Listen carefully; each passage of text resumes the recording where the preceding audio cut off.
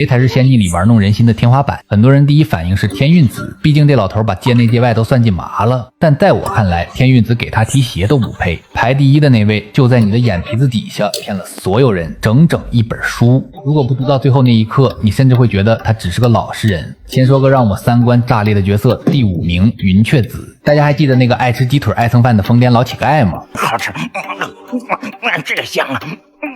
再来个泉水鸭酿泥鳅，再来2壶水酒。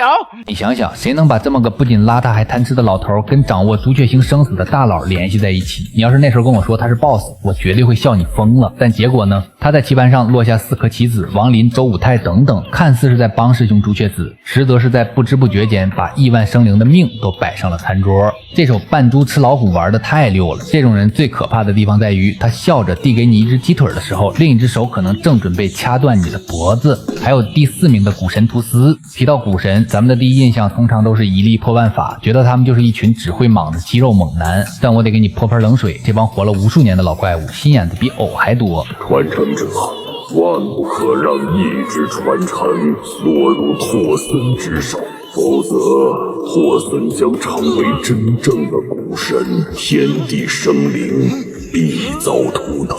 图斯临死前把力之传承和记忆传承分开，表面上是为了防备反派拓森，实际上呢，这就是个裹着蜜糖的砒霜陷阱。他就是故意让2拨人为了抢传承打生打死，等你们斗得两败俱伤，2者合一的时候，就是他图斯借尸还魂的日子。这一招死后借刀，看得我是背后直冒冷汗。哪怕是第3部的强者，在这些老古董的算计面前，也单纯的像个孩子。到了前3名，画风就更阴暗了。第3名长孙，简直就是教科书级别的2五仔。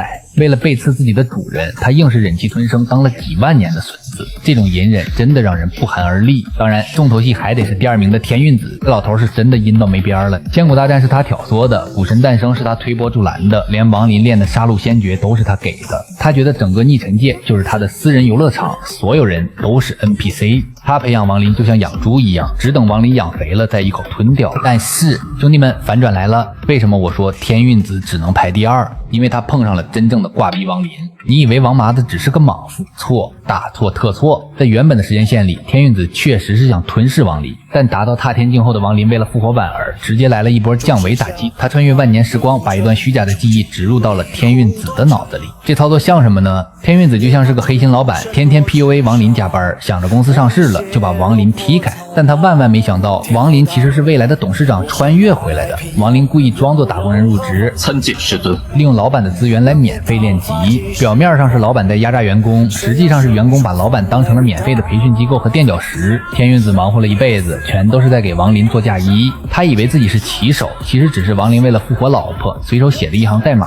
这一波反向套娃真的太黑了，也太强了。说实话，看到这儿我心里挺复杂的，方面觉得爽，天运子这个老登终于被制裁了，但另一方面看着王林我又觉得特别心酸。王林为什么要变成这样一个算计万古的心机男？他本性并不坏呀，当年那个在横越派被人嘲笑的少年，想要的不过是爹娘安好，自己能有点出息。是这个吃人的修仙界逼得他不得不把心掏出来换成石头。他算计天运子不是为了称霸世界，也不是为了长生不老，他布下这么大一个局，甚至不惜欺骗时光，仅仅是为了让那个叫李木婉的女人能再次睁开眼睛。所以谁才是算计人心的天花板？是王林。但他赢了吗？我觉得很难说。为了这一场算计，他付出了几千年的孤独，手上沾满了无数人的鲜血。这其实也挺像我们现实生活的。我们每个人刚步入社会时，可能都像最开始的王林一样，虽然笨拙但真诚，但慢慢的为了生存，为了守护自己珍视的东西，也许是家人，也许是梦想，我们不得不学会戴上面具，学会权衡利弊，甚至学会一点心机。这不是变坏了，这是成长的代价。我们变成了更强大的大人，但偶尔深夜梦回，是不是也会怀念那个曾经只会傻笑的少年？